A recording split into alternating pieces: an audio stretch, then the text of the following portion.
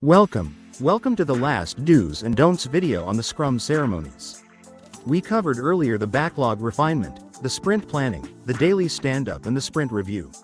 And today, we're going to dive into the sprint retrospective. So buckle up.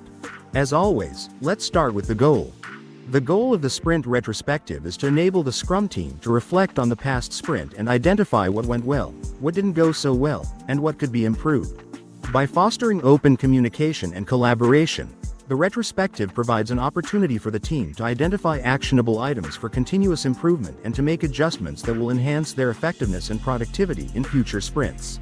Ultimately, the sprint retrospective aims to promote a culture of learning, adaptation, and continuous improvement within the Scrum team. Now, let's go over the do's.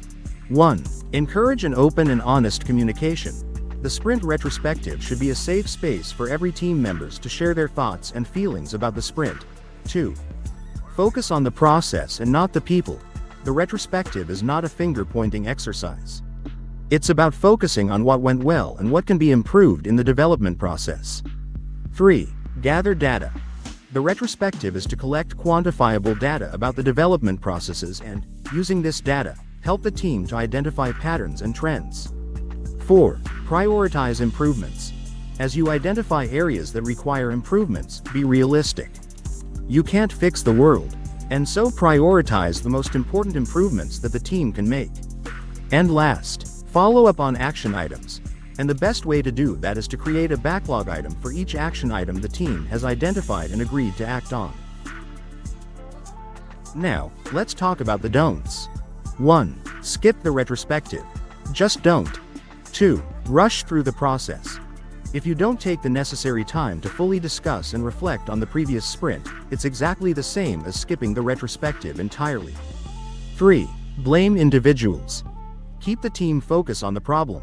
Keep the team focus on the process and how it can be improved. 4. Ignore feedback.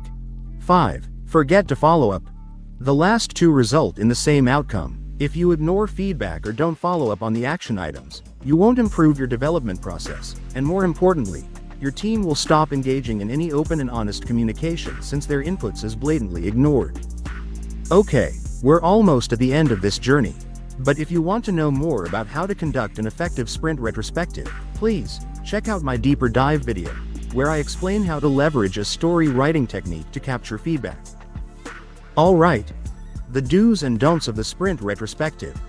Thank you for tuning in and please subscribe for more insights. See you next time.